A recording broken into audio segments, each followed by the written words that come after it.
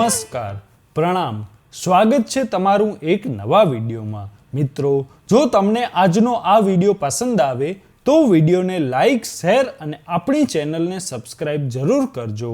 તો ચાલો શરૂ કરીએ આજની સ્ટોરી। મારું નામ આદિત્ય છે।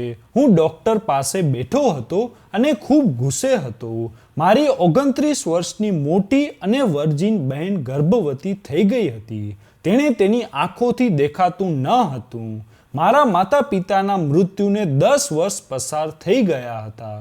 અમે જૂના અને મજબૂત ઘરમાં રહેતા હતા, જ્યાં દરેક દિવાલમાં કહાની છુપાયેલી હતી। મેં મારું આખું જીવન આ ઘરમાં વિતાવ્યું અને ઘરના દરેક ખૂણા, દરેક દરવાજામાં મારી યાદો સ્થાયી હતી। મારી મોટી બહેનનું નામ ગીતા હતું, જે મારા કરતાં 5 વર્ષ મોટી હતી અને હું તેને દીદી કહીને બોલાવતો હતો। આ ઘરની સૌથી મુશ્કેલ વાર્તા મારી બહેનની હતી, જે તેની આંખોથી જોઈ શકતી ન હતી અને હંમેશા મૌન રહેતી હતી। તે વધારે વાત કરતી ન હતી। ઘરની દરેક વસ્તુની તેને ખૂબ સારી રીતે ખબર હતી, તેથી તે અનુભૂતિ કરતી। તેની આંખોથી ન જોતા પછી પણ તે ઘરના કામ સારી રીતે કરતી। માતા પિતાના મૃત્યુ પછી મને દીદીની ટેવ ખૂબ જ વિચિત્ર લાગતી, કારણ કે તે પછી તે મૌન રહેવા લાગી। તે પહેલાં તો તે માતા પિતા સાથે ખૂબ સારી રીતે વાત કરતી હતી। મારા કોઈ પણ પ્રશ્નોના જવાબ આપવાને બદલે તે તેની આંખોને નમાવતી હતી। તે તેની આંખોથી જોઈ શકતી ન હતી, પરંતુ મને હંમેશા એવું લાગતું હતું કે તે મારી પાસેથી કંઈક છુપાવી રહી છે। હું ઘણીવાર ઈચ્છું છું કે તેનું મૌન તોડી નાખું, તેમના જીવનમાં છુપાયેલા રાજને જાણું, પરંતુ તે દરેક વખતે નવું બહાનું કરી આ બાબત મુલતવી કરતી હતી। પરંતુ સૌથી આશ્ચર્યજનક બાબત એ હતી કે દ્રષ્ટિના અભાવને કારણે મારી બહેન ક્યાંય પણ લગ્ન કરી શકતી ન હતી અને હું પણ એકલા રહેવા માંગતો ન હતો। તેથી મેં મારી બહેનના લગ્ન કરવાનું નક્કી કર્યું। તે લગ્ન કરવા માંગતી ન હતી। તેનો કહેવાનો હેતુ હતો કે મારા જેવી અંધ છોકરીને કોણ સ્વીકારશે।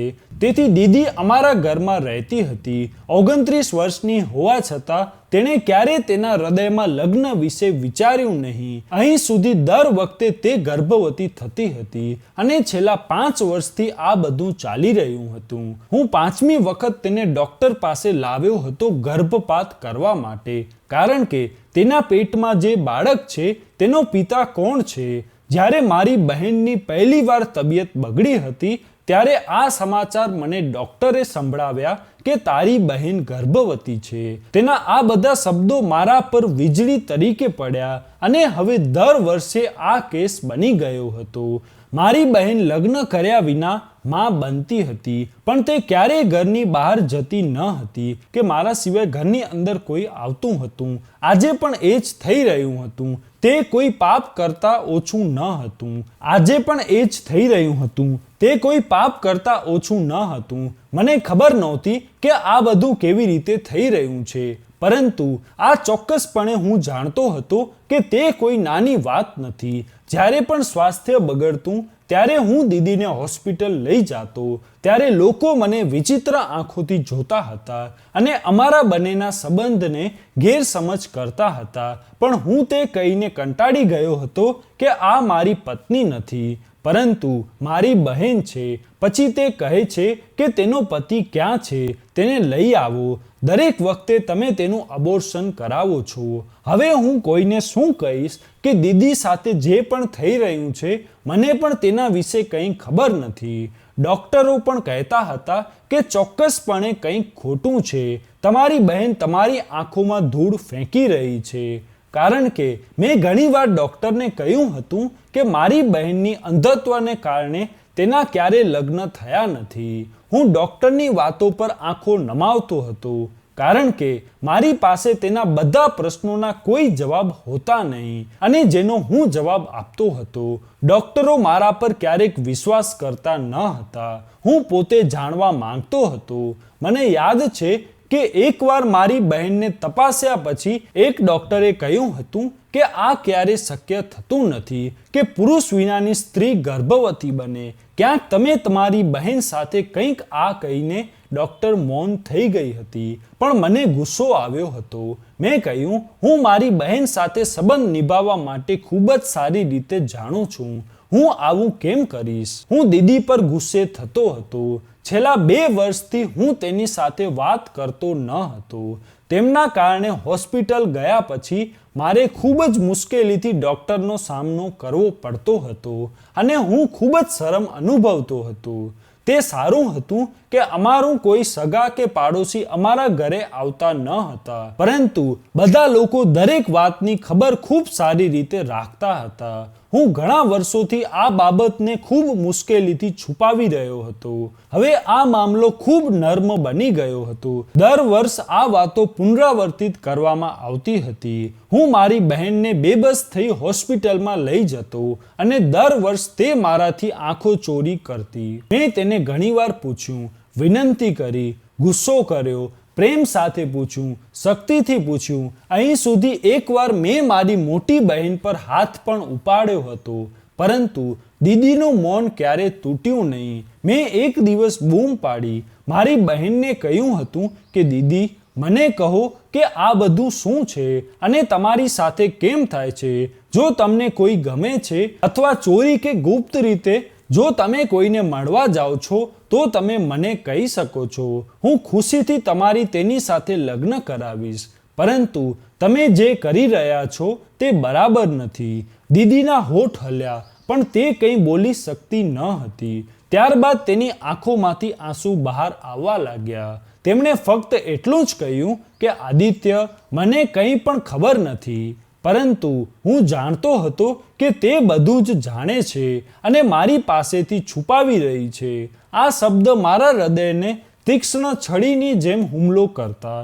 જો તે ખરેખર આ વાતથી અજાણ હોત તો પછી તે દર વખતે મારા શબ્દો પર મૌન રહેતી. શું તેના ચહેરા પર તે ભય નથી જે હું દર વખતે જોતો હતો? શું તે પણ તે જ ડરમાં જીવી રહી હતી જેમાં હું ઘણા વર્ષોથી જીવી રહ્યો હતો?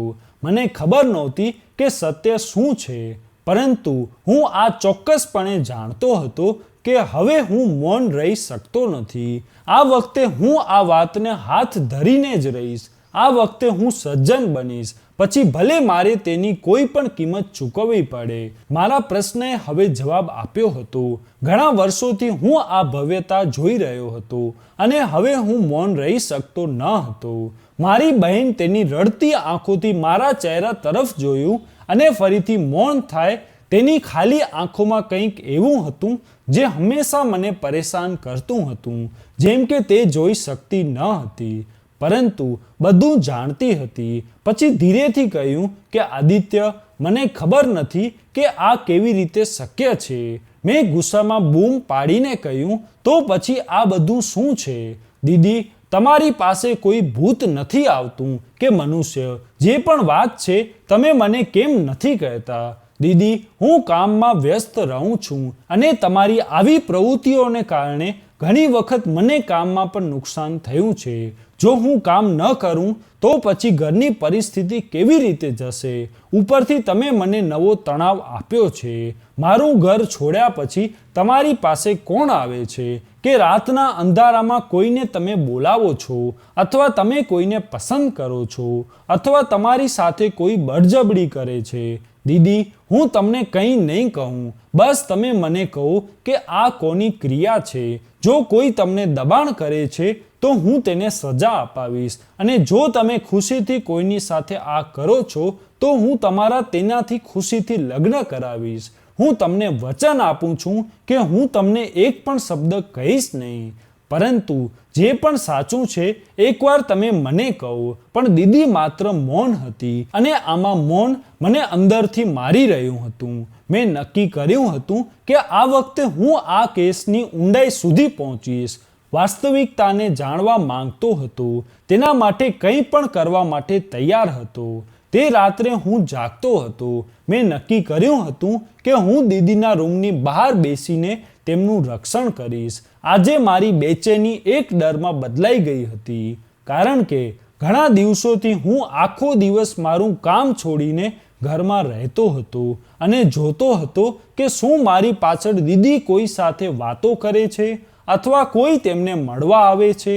પરંતુ મને આવું કોઈ કૃત્ય દેખાયું નહીં. તેથી હું રાત્રે મારી બહેન પર નજર રાખવા માંગતો હતો. બધું એકદમ મૌન હતું.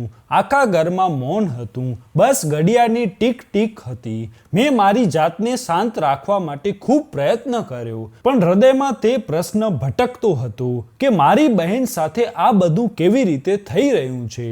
દીદીના શ્વાસનો અવાજ તેના રૂમમાંથી ધીરે ધીરે આવી રહ્યો હતો. તે ઊંડી ઊંઘમાં સૂઈ રહી હતી. એ કદાચ જાગતી હતી. હું આત્મવિશ્વાસ સાથે કહી શકતો ન હતો. મેં એક ઊંડો શ્વાસ લીધો અને આંખો દરવાજા પર કરી લીધી. પણ અચાનકથી મારા ધબકારા બંધ થઈ ગયા. મને લાગ્યું કે કોઈએ દરવાજો હલાવ્યો છે. મેં તરત જ મારો શ્વાસ અટકાવ્યો. એવું લાગતું હતું કે દરવાજો ધીમે ધીમે વાગી રહ્યો છે. બીજી બાજુ કોઈ હતું. મેં ઝડપથી મોબાઈલની લાઇટ ચાલુ કરી. સામે કોઈ ન હતું.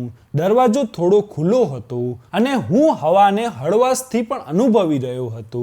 મને મૂંઝવણ થવા લાગી. મેં હિંમત કરીને દરવાજો ખોલ્યો અને અંદર ડોક્યું કર્યું કે તે જોયું કે દીદીના પલંગ પર હતી, પરંતુ તેના હોઠ પર એક વિચિત્ર સ્મિત હતું. મેં રૂમની આજુબાજુ જોયું અને કહ્યું કે બધું સારું છે ને દીદી ત્યાં કોઈ ન હતું. શંકા મારા હૃદયમાં ઊભી થઈ હતી. છેલ્લે આ બધું શું હતું? મેં એક સેકન્ડ માટે વિચાર્યું કે કદાચ આ મારો વહેમ હતો, પરંતુ તે વાત ધીરે ધીરે દરવાજાથી વાગવું અને જાતે હલવું. હું દીદીની નજીક બેઠો અને તેને નરમાશથી પૂછવાનું શરૂ કર્યું કે તમે કંઈ સાંભળ્યું હતું? દીદીએ હકાર આપ્યો. ના, હું તો સૂતી હતી, પણ તેની આંખો સંપૂર્ણપણે ખુલ્લી હતી. મેં કહ્યું, દીદી, તમારી આંખો તો ખુલ્લી હતી, તમે તો જાગતા હતા ને? તે થોડીવાર મૌન થઈ ગઈ. પછી એવું કહેવાનું શરૂ કર્યું કે કેટલીક વાર ઊંઘમાં પણ આંખો ખુલ્લી રહે છે. તમે જાઓ. આ જવાબે હવે મને બેફિકર કરી શકતો ન હતો. મેં ધીમે ધીમે દરવાજો બંધ કરી દીધો અને દિવાલ પાસે જઈ બેઠો. હવે હું વધુ સાવચેત હતો. બીજા દિવસે સવારે મેં નક્કી કર્યું કે હવે હું મૌન રહી શકીશ નહીં. મારી દીદીને કોઈ પણ રીતે સત્ય કહેવા માટે દબાણ કરવું પડશે. તે ક્યાર સુધી મૌન રહેશે? ક્યાં સુધી સત્યને છુપાવશે? પરંતુ આ બધું કેવી રીતે શક્ય થશે? મારે શું કરવું? હું કંઈ પણ સમજી શકતો ન હતો. જ્યારે હું બીજા દિવસે ઓફિસમાં ગયો ત્યારે મને ખબર પડી મારે કામના સંબંધમાં ભોપાલ જવું પડશે. પરંતુ હું મારી બહેનને આવી સ્થિતિમાં છોડીને ક્યાંય પણ જઈ શકતો ન હતો. મારે સત્ય શોધવાનું હતું અને અહીં દિવસે ને દિવસે ઓફિસમાં કામ વધતું જતું હતું. ઓફિસમાં મારું પ્રદર્શન સારું થતું ન હતું. બોસે કહ્યું હતું કે જો તમે યોગ્ય રીતે કામ નહીં કરો તો તમારા હાથમાંથી નોકરી જઈ શકે છે. મને મોટી પ્રાર્થના પછી આ નોકરી મળી હતી, તેથી હું મારા હાથમાંથી તેને જવા દઈ શકતો ન હતો. મેં વિચાર્યું કે હું ભોપાલ કેવી રીતે જાઉં, કેવી રીતે બહેનને એકલા ઘરે છોડી શકું. પછી મારા મગજમાં વિચાર આવ્યો કે હું બહેનને પણ મારી સાથે ભોપાલ લઈ જઈ શકું છું. કંપની મારો બધો ખર્ચ કરશે અને હું બહેનનો ખર્ચ કરીશ. પરંતુ ત્યાં પણ મારે દીદીના રહેવાની વ્યવસ્થા કરવી પડશે અને તેમને ક્યાંક મૂકવા પડશે. મારે શું કરવું જોઈએ? હું કંઈ પણ સમજી શકતો ન હતો. પછી એક છોકરાએ મને કહ્યું, જે મારી ઓફિસમાં કામ કરતો હતો, કે તે તેની પત્નીને તેની સાથે લઈ જઈ રહ્યો છે. ત્યાં તેની પત્નીનું માયકું છે. તે ત્યાં 2-3 દિવસ રોકાશે અને ત્યાં સુધીમાં અમારું કામ પણ થઈ જશે.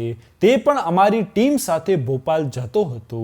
પછી મને વિચાર આવ્યો કે હું પણ મારી બહેનને લઈ જાઉં છું. મેં તેને કહ્યું, યાર, તું મારું એક કામ કરી શકે છે? મારા ઘરમાં મારા માતા પિતા નથી. મોટી બહેન એકલી રહે છે. તે પણ તેની આંખોથી જોઈ શકતી નથી. હું તેને એકલા અહીં છોડી શકતો નથી. અને જો હું તેને ભોપાલ લઈ જઈશ તો હું ત્યાં કામ કરીશ કે દીદીની સંભાળ રાખીશ, તો તારી પત્ની, મારી બહેન તેની સાથે તેને માતાના ઘરે લઈ જઈ શકે છે.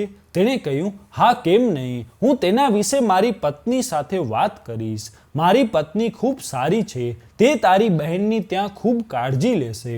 હું તો ખુશ હતો અને એક રીતે હળવો થઈ ગયો. હું મારી બહેનને મારી સાથે ભોપાલ લઈ આવ્યો અને અહીં મેઘા ભાભી તેના સાથે તેના માતાના ઘરે લઈ ગયા. હું મેઘા ભાભીને ખૂબ સારી રીતે ઓળખતો હતો અને તેના પતિ વિનોદ, જે મારો મિત્ર હતો અને મારી સાથે ઓફિસમાં કામ કરતો હતો, તેથી તેની સાથે મારી બહેનને તેના માતાના ઘરે મોકલતા પણ હું નિશ્ચિંત હતો.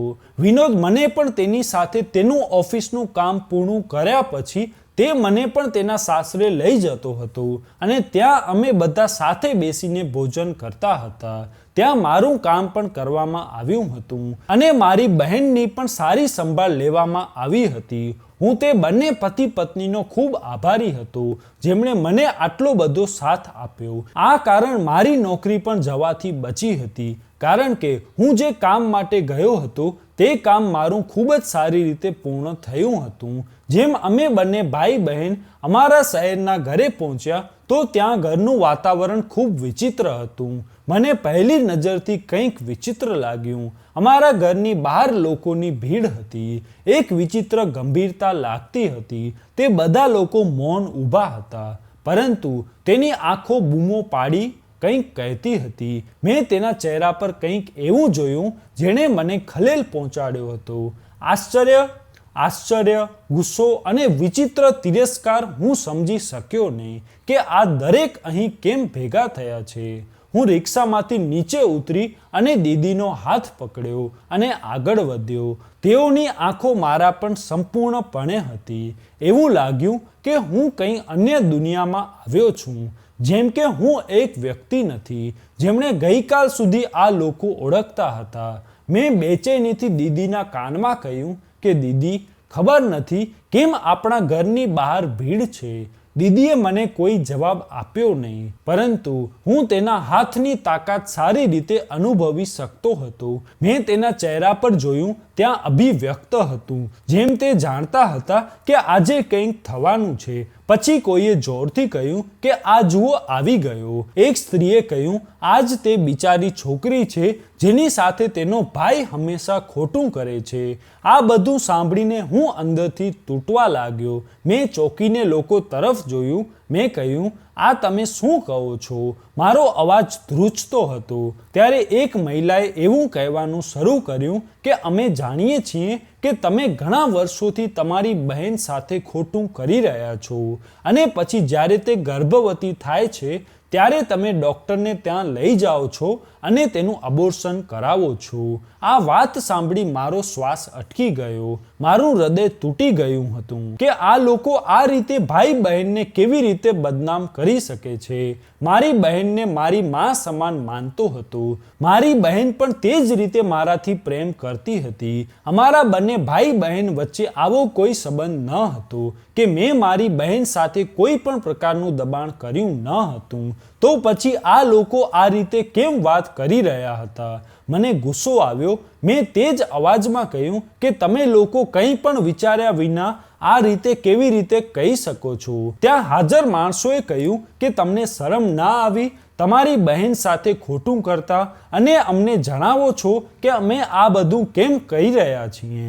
આ બધા લોકો મારા પાડોશી હતા અને ખૂબ સારી રીતે ઓળખતા હતા, પરંતુ આજે તેમની અભિવ્યક્તિ શંકા નફરત હતી. મેં કાંપતા શબ્દમાં કહ્યું કે આ બધું ખોટું છે. પછી ત્યાં હાજર એક મહિલાએ બૂમ પાડીને કહ્યું કે ના, આ બધું સાચું છે. તેના અવાજ માટે તે ખાતરી હતી જે મારી અંદર પણ નહોતી. તેણે કહ્યું, અમે બધું જોયું છે. તે સ્ત્રી બોલતી હતી અને કહેતી હતી કે આ અત્યાચાર હવે છુપાવી શકાતો નથી. અમે પોતે જોયું છે. આ બધું સાંભળીને મારા પગ નીચેથી જમીન નીકળી ગઈ. ત્યાં પોલીસ પણ આવી હતી, જે પહેલેથી જ મારી અને દીદીની રાહ જોતા હતા. પોલીસે જ તે લોકોને આ બધું કહ્યું હતું, પરંતુ પોલીસને આ બધી કેવી રીતે ખબર પડી તે મને સમજાઈ રહ્યું ન હતું. મને આખા વિસ્તારની સામે કેમ જલીલ કરવામાં આવી રહ્યો હતો? મારી કોઈ ભૂલ પણ ન હતી કે શું કોઈ મને ઈરાદાપૂર્વક પરેશાન કરવા માંગે છે? પોલીસ અમારા ઘરમાંથી નીકળી બહાર આવી રહી હતી. પોલીસ કર્મીઓએ અમારા ઘરનો લોક પણ તોડી નાખ્યો હતો અને મારી બહેનના બધા અહેવાલો બહાર કાઢી અને તે સ્થાનિકોને બતાવ્યા હતા. દરેક ચહેરો મારી ખિલાફ હતો. દરેક મારા પર આરોપ નાખી રહ્યા હતા. મેં દીદીના કાનમાં નરમાશથી કહ્યું કે દીદી, કહો ને, મેં તમારી સાથે કશું ખોટું કર્યું છે? તમે મારી બહેન છો. તેની બહેન સાથે કોઈ પણ કેવી રીતે ખોટું કરી શકે છે? મારી બહેન, જે મારા માટે બધું હતી, તે આજે પણ મૌન ઊભી હતી. આ મૌન મને અંદરથી મારી રહ્યું હતું. હાજર એક પોલીસ નિરીક્ષક, જેની ઉંમર લગભગ મારી ઉંમરની હશે, તે હસીને કહ્યું કે તમારી બહેનનું મૌન કહે છે કે તમે ગુનેગાર છો. આની સાથે ખોટું કરનાર વ્યક્તિ બીજું કોઈ નહીં પરંતુ તેનો પોતાનો સગો ભાઈ છે. તમે બહેનને અંધ હોવાનો મોટો ફાયદો લીધો છે. તેની સુંદરતાનો ઉપયોગ કર્યો છે. હું જાણું છું કે તમે કયા ભાગ્યના માણસ છો. મેં બૂમ પાડીને કહ્યું કે મેં કંઈ કર્યું નથી. હું એવો વ્યક્તિ નથી. પોલીસ નિરીક્ષક તીક્ષ્ણ નજરથી મારી સામે જોતા હતા. પછી આગળ વધી અને એમ કહેવાનું શરૂ કર્યું કે અમારે તમને અરેસ્ટ કરવા પડશે. જો તમારી પાસે કોઈ પુરાવા છે તો પછી અમને બતાવો, અથવા તો કોઈ તમને સજા થવાથી બચાવી શકશે નહીં. આ સાંભળીને મારો શ્વાસ અટકી ગયો હતો. હું આઘાત પામ્યો હતો. મને લાગ્યું કે કદાચ મેં કહ્યું હતું કે હું તમારી સામે હાથ જોડીને કહું છું તે સાચું છે. મારી બહેન દર વર્ષ ગર્ભવતી થતી હતી અને હું તેમનું અબોર્શન પણ કરાવતો હતો, પરંતુ મેં તેની સાથે આ બધું કર્યું નથી. તો પોલીસ કર્મીઓએ કહેવાનું શરૂ કર્યું કે તમે આ બધું કર્યું છે કારણ કે તમારી બહેન ક્યાંય પણ આવતી જતી નથી. અમને સ્થાનિકોએ બધી માહિતી આપી દીધી છે, અહીં સુધી કે કોઈ પણ તમારા ઘરે આવતું નથી. તમે એકલા જ છો જેઓ તેમની બહેનને ડૉક્ટર પાસે લઈ જતા હતા, તેમના ઘરે તેમની સાથે રહેતા હતા. તો તેનો અર્થ તો એ જ છે કે તેની સાથે ખોટું કરનાર વ્યક્તિ તમે છો. આ બધું સાંભળીને મારી તો દુનિયા પૂરી થઈ ગઈ. આ કયો આરોપ હતો? તે શું દાવો હતો જેનાથી હું પોતે અજાણ હતો? મને લાગ્યું કે જેમ જમીન ફાટે અને હું તેમાં સમાઈ જાઉં, કારણ કે બધાની સામે મારું અનાદરનું સ્થાન બની ગયું હતું. ત્યાં હાજર બધા લોકો મને ખતરનાક આંખોથી જોતા હતા અને એકબીજાની વચ્ચે વાત કરતા હતા. કેટલાક ચહેરાઓ મને ખૂબ જ ટોણા આપી રહ્યા હતા, કહેતા હતા કે શરમ નથી આવતી તેને તેની બહેન સાથે આ બધું કરવાથી. લોકોએ ભાઈ બહેનના સંબંધની મજાક બનાવી નાખ્યો છે. જો આ છોકરીના માતા પિતા જીવંત હોત તો તેની હવસ તેની બહેન સાથે ન પૂરી કરી શકત. બિચારી નિર્દોષ છોકરી તેના કેવા દરિંદા ભાઈ સાથે રહેતી હતી. મેં ફરીથી એકવાર કહ્યું, મેં કંઈ કર્યું નથી. પોલીસ કર્મચારી મારી તરફ આગળ વધ્યા ને કહ્યું કે જો તમે કંઈ કર્યું નથી તો તમારી બહેન મૌન કેમ છે? આ શબ્દો મારી છાતીમાં કોઈ તીરની જેમ ઉતર્યા હતા. મેં તરત જ દીદી તરફ જોયું. તે હજી પણ મૌન હતી. તે મને બરબાદ કરી રહી હતી. મને લાગ્યું કે જેમ મારા પગ નીચેથી જમીન સરકી ગઈ છે. મેં હંમેશા મારી બહેનને બચાવવાનો પ્રયત્ન કર્યો. જ્યારે મેં બૂમ પાડી ત્યારે પોલીસ અધિકારીએ મારી તરફ હથકડી આગળ કરી અને કહ્યું, મારી સાથે ચાલો, આ બધું તમારે કોર્ટમાં સાબિત કરવું પડશે. મારી દીદીની આંખોમાંથી આંસુ બહાર આવી રહ્યા હતા. તેનો ચહેરો ગમ અને લાચારીની ગુલામી કહેતો હતો. દીદીને જોતા એવું લાગતું હતું કે જાણે તે કંઈક કહેવા માંગતી હતી, પરંતુ કોઈ શક્તિ તેને રોકી રહી હતી. પરંતુ વારંવાર દીદીને કહેતો હતો કે દીદી કંઈક તો કહો, તમે મને બચાવી શકો છો. દીદીએ ફક્ત મારો અવાજ સાંભળીને એનું મોઢું મારી બાજુ કર્યું, પરંતુ કંઈ કહ્યું નહીં. આંસુ સતત તેની આંખોમાંથી બહાર આવી રહ્યા હતા. મેં ફરી તે કહ્યું કે દીદી, એકવાર કહો કે હું નિર્દોષ છું.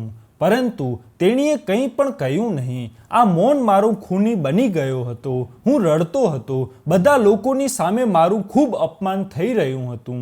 પોલીસ મને તેમની સાથે લઈ જઈ રહી હતી. હજી પણ દીદીએ કંઈ પણ કહ્યું નહીં. તેણે મને આ જ રીતે જવા દીધો, જેનાથી બધા લોકોની સામે આ સત્ય સાબિત થયું કે હું તેમનો દોષી છું.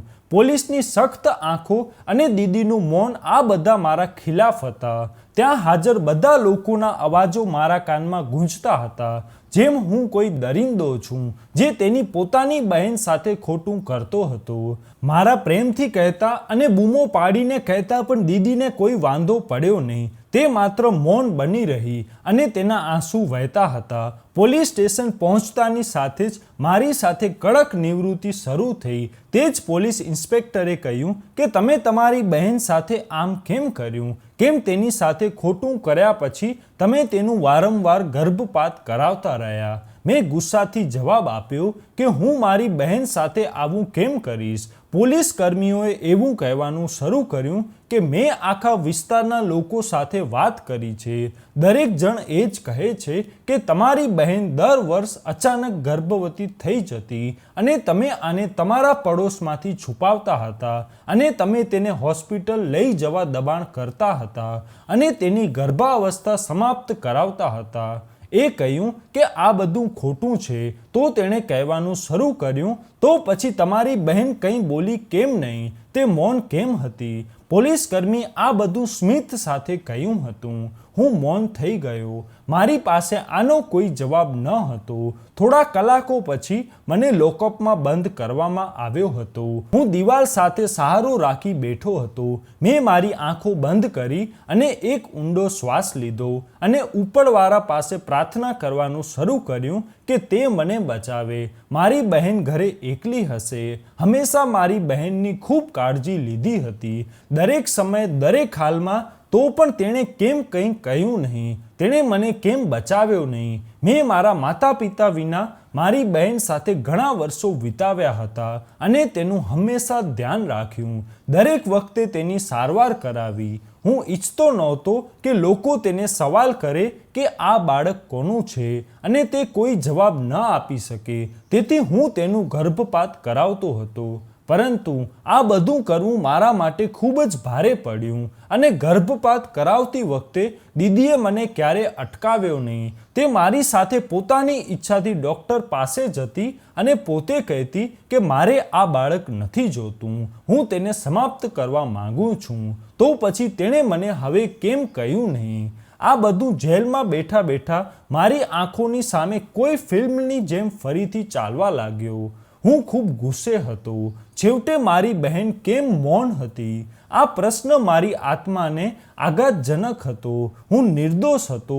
તો પણ દીદીએ મારી તરફેણમાં શા માટે જુબાની આપી ન હતી? શું તે કોઈ રાજ છુપાવતી હતી અથવા બીજી કોઈ વાત હતી કે ઇરાદાપૂર્વક મને ફસાવવા માંગતી હતી? બીજા દિવસે મને અદાલતમાં રજૂ કરવામાં આવ્યો હતો, જ્યાં ભીડની સાથે મારી બહેન પણ પહેલેથી જ હાજર હતી. તેણે પાડોશી કાકી લાવ્યા હતા ને મને જેમ કોર્ટમાં લાવ્યો. લોકોએ પોતાની વચ્ચે વાત કરવાનું શરૂ કર્યું કે આ તો તે વ્યક્તિ છે જેણે તેની બહેન અંધ હોવાનો લાભ લીધો.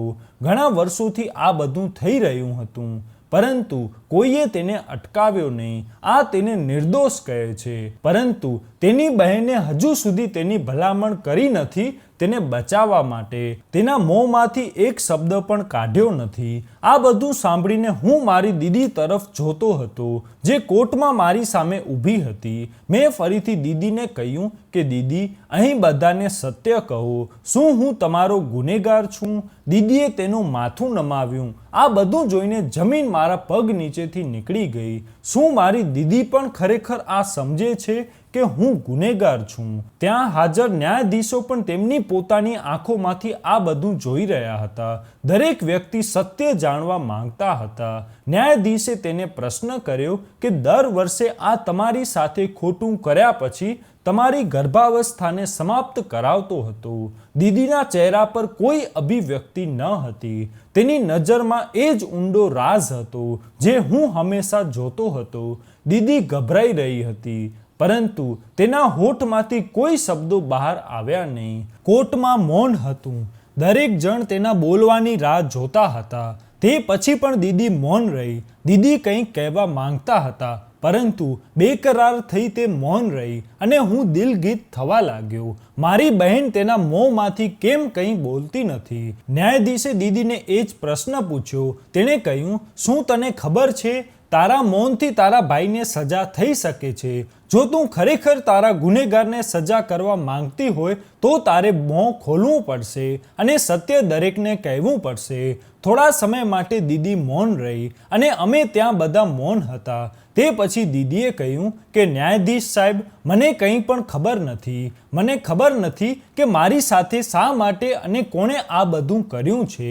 આ કહેતા દીદી કડકાઈથી રડવા લાગી અને તેની ચીસો આખા હોલમાં ગૂંજતી હતી. ન્યાયાધીશે દીદીને ત્યાંથી જવા માટે કહ્યું. શું દીદીને ખરેખર કંઈ ખબર નહોતી? હું આ કેવા પ્રકારની મુશ્કેલીમાં ફસાઈ ગયો હતો? ન્યાયાધીશે કહ્યું, જ્યાં સુધી આ તપાસ પૂર્ણ ન થાય ત્યાં સુધી ગુનેગારને જેલમાં મોકલવામાં આવશે. મને હથકડી વડે પાછો લઈ જવામાં આવ્યો. મારી આંખો સતત દીદી પર સ્થિર હતી, જેમ તેની આંખોમાં તે સમાન તે આશાની શોધમાં હતો જે હંમેશા મને સહારો આપતી. હું જેલની અંદર બેઠો હતો અને મારી દીદીના મૌનને યાદ કરતો હતો. મારી પાસે કોઈ સબૂત ન હતા. મારી નિર્દોષતા દરેકના સામે લાવવા માટે થોડા સમય પછી એ જ પોલીસ અધિકારી, જેનું નામ શેખર હતું અને જે વાતથી જ મારા કેસમાં મને ગેર સમજતો હતો, તે અંદર ડોક્યું કરતો હતો. તેણે કહેવાનું શરૂ કર્યું કે તને ટૂંક સમયમાં સજા થશે. જો તું નિર્દોષ છો તો પુરાવા એકત્રિત કર. પરંતુ મારી પાસે કોઈ પુરાવા નથી. મેં તેને મોટેથી કહ્યું. તેણે કહ્યું, તારી બહેન તારો પુરાવો છે. જો તે તારા હકમાં જુબાની આપે તો તું બચી શકે છે. હું તેના મુદ્દા પર મૌન બની ગયો. બીજા દિવસે દીદી મને મળવા જેલમાં આવી હતી. મેં દીદીને કહ્યું, દીદી, કૃપા કરીને મને અહીંથી બહાર કાઢો. દીદી, તમે તો છો જે મને અહીંથી બહાર કાઢી શકો છો. ઠીક છે, તમે મને તો કહો કે તમારી સાથે આ બધું કોણે કર્યું છે. હું પોલીસને કંઈ તો કહી શકું. પછી તમે મને તમારા મોંથી કંઈ પણ કહો. પરંતુ દીદીએ એવું કહેવાનું શરૂ કર્યું કે આદિત્ય, હું તને કેટલી વાર કહું કે મને કંઈ પણ ખબર નથી. જો ખબર હોત તો મેં ચોક્કસપણે આ બાબત કોર્ટમાં રજૂ કરી હોત. મને દીદીની વાતો પર ગુસ્સો આવ્યો અને મેં કહ્યું, તો પછી તમે મને મળવા કેમ આવ્યા છો? જાઓ અહીંથી. મને તમારો ચહેરો પણ જોવો નથી. દીદી રડતી રડતી ત્યાંથી વહી ગઈ હતી. હવે મેં વિચાર્યું, જે થશે એ મારું પરિણામ છે. મારે હવે દીદીથી કોઈ આશા રાખવી જોઈએ નહીં. સ્થાનિકોના તમામ પુરાવા અને જુબાની અહીં સુધી ડૉક્ટરે પણ જુબાની આપી હતી, જેની પાસે હું હંમેશા દીદીને લઈને જતો હતો.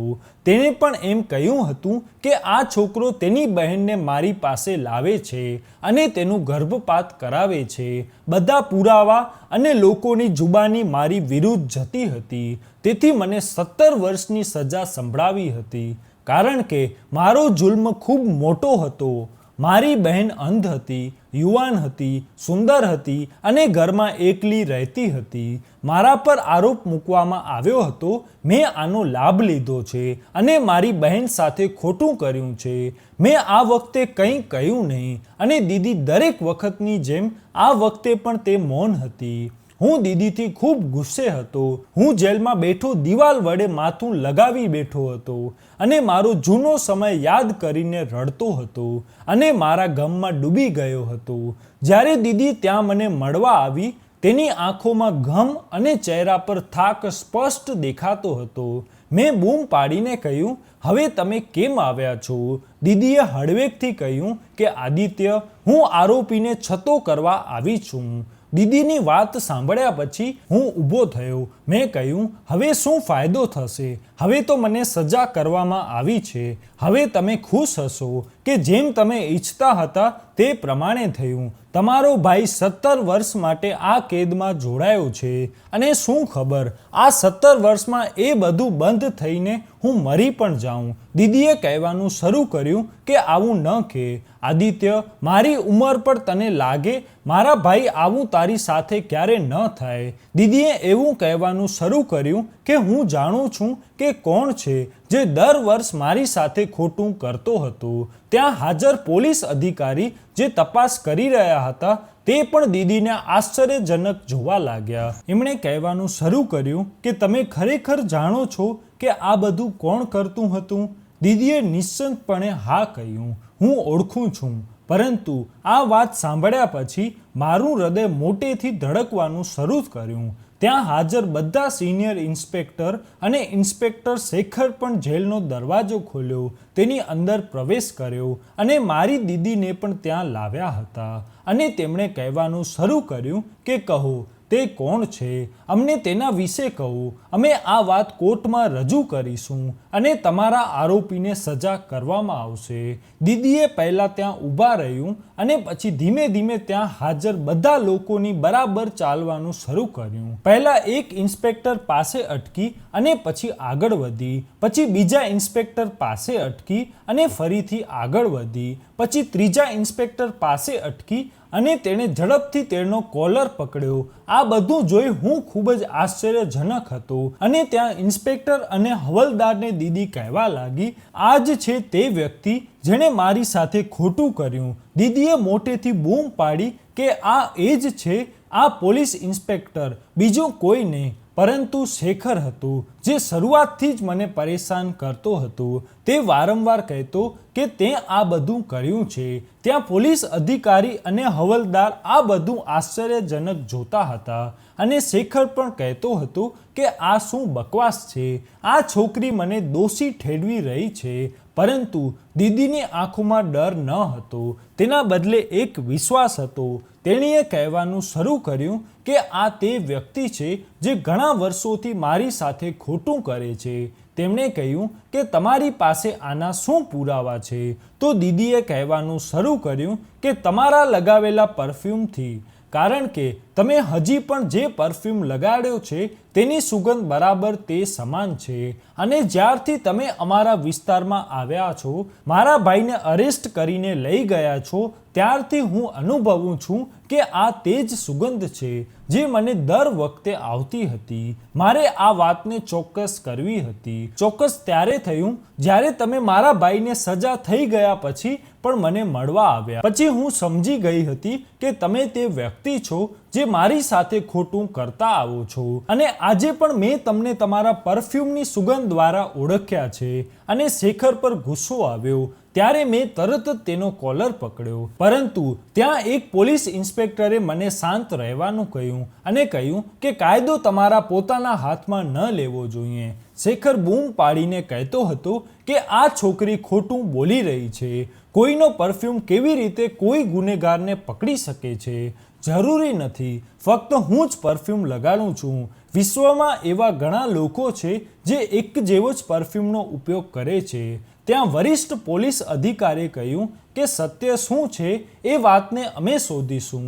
તેઓએ મને જેલમાં બંધ કરી દીધો અને તે પોતે પોલીસ ઇન્સ્પેક્ટર શેખરને સાથે લઈ ગયા. શેખરનું પોલીસ ગ્રાફ ટેસ્ટ કરવામાં આવ્યું, જેમાં તેણે જે પ્રશ્ન કર્યો તે એકદમ સાચા સાબિત થયા અને વાત સાચી થઈ હતી કે તેણે મારી દીદી સાથે ખોટું કર્યું છે.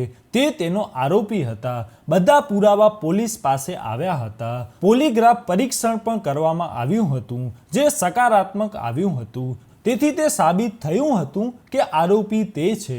પરંતુ તે કેવી રીતે આરોપી હોઈ શકે તેનું અને મારી બહેનનો કોઈ જોડાણ ન હતું. હવે ફક્ત તે જ કહી શકશે કારણ કે તે પોલીસ કસ્ટડીમાં હતો અને અમને બધાને બીજા દિવસે કોર્ટમાં રજૂ કરવામાં આવ્યા હતા. ત્યાં ઇન્સ્પેક્ટર શેખર પણ હાજર હતા અને મારી દીદી પણ સામે હાજર હતી. ત્યાં બધા પ્રશ્નો જવાબ કરવામાં આવ્યા હતા.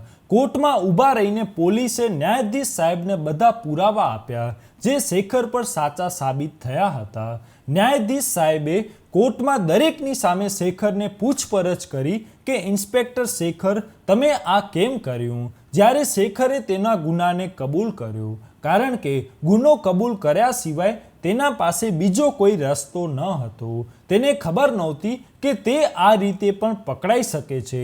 તેણે તેની આંખોને ભીંજવાડી કરી અને પછી કહેવાનું શરૂ કર્યું કે હકીકતમાં બંને ભાઈ બહેનના પિતા મારા પિતાના મિત્ર હતા. આ ઘણા વર્ષો જૂની વાત છે. જ્યારે હું 13 વર્ષનો હતો અને હું મારા માતા પિતાનો એકમાત્ર પુત્ર હતો. અમારું જીવન ખૂબ ખુશીઓમાંથી પસાર થઈ રહ્યું હતું. પરંતુ હું ઘણા દિવસથી મારા પિતાને પરેશાન જોઈ રહ્યો હતો અને મને ખબર નહોતી કે આ સમસ્યા એક દિવસ મારા પિતાનું મૃત્યુનું સ્વરૂપ બની જશે અને મારા માતા પિતાને મારી પાસેથી દૂર કરશે. મારા પિતા અને આદિત્યના પિતા અરવિંદ શ્રીવાસ્તવ એકબીજાના મિત્ર હતા અને તે બંને ઘણા વર્ષો પહેલા ભાગીદારમાં તેમનો વ્યવસાય કર્યો હતો. પણ ધીરે ધીરે અરવિંદ શ્રીવાસ્તવે મારા પિતા સાથે દગો કરવાનું શરૂ કર્યું. તેણે વ્યવસાયમાં થતો બધો નફો તેની પાસે રાખવાનું શરૂ કર્યું અને મારા પિતાને કહેવાનું શરૂ કર્યું કે વ્યવસાયમાં ખોટ થાય છે. મારા પિતાજી આ વાતથી અજાણ હતા, કારણ કે તે દિવસોમાં મારી માતાની તબિયત સારી ન હતી અને તે તેમાં લાગેલા હતા. જ્યારે મારી માતાની તબિયત કંઈક સારી થઈ ત્યારે મારા પિતાએ અરવિંદ કાકા પાસે જઈ વાત કરી તો તેણે કહ્યું કે હવે આપણે વ્યવસાય અલગ કરવો પડશે, કારણ કે આપણે દિવસે ને દિવસે ખોટ કરી રહ્યા છીએ. મારા પિતાએ એવું કહેવાનું શરૂ કર્યું કે મેં આ રાસાયણિક ફેક્ટરીમાં ખૂબ મહેનત કરી છે અને ઘણા પૈસા ખર્ચ કર્યા છે. આમ કેમ આપણને ખોટ આવી શકે છે? તને ક્યાંય ખોટ થતી નથી. મારા પિતાના કેટલાક જાણીતા લોકોએ તેમને કહ્યું હતું કે તમારા પાર્ટનર, જે તમારો મિત્ર પણ છે, હવે તે લોભી બની ગયો છે અને તેમને તમને વ્યવસાયથી અલગ કરવા માંગે છે. આ બાબતે અરવિંદ કાકા અને મારા પિતા વચ્ચે મોટી લડત થઈ ગઈ હતી. મારા પિતાએ અરવિંદ કાકા પર ગુસ્સામાં હાથ ઉપાડી લીધો. અરવિંદ કાકાથી પોતાનો અનાદર સહન ન થયો, તેથી તેણે તેના નામે બધું કરાવી અને ફેક્ટરીને આગ લગાવી દીધી. રાસાયણિક ફેક્ટરીમાં ઉગ્ર આગ ફાટી નીકળી હતી અને આ આગનો ઇલ્ઝામ પણ મારા પિતા પર લગાડવામાં આવ્યો હતો. રાત્રે ફેક્ટરીમાં કેટલાક મજૂરો કામ કરતા હતા, તેથી કેટલાક કામદારો મરી ગયા અને તે કામદારોનો ઇલ્ઝામ પણ મારા પિતા પર નાખ્યો હતો. અરવિંદ કાકાને આ બધાની જાણ હતી. જો તે ઈચ્છતા તો તે મારા પિતાને બચાવી શકત, પરંતુ તેણે પોતાનો અપમાનનો બદલો મારા પિતાથી લીધો હતો. અહીં સુધી તેણે મારું બધું પોતાના નામે કરી લીધું હતું. પોલીસે મારા પિતાને એરેસ્ટ કર્યા.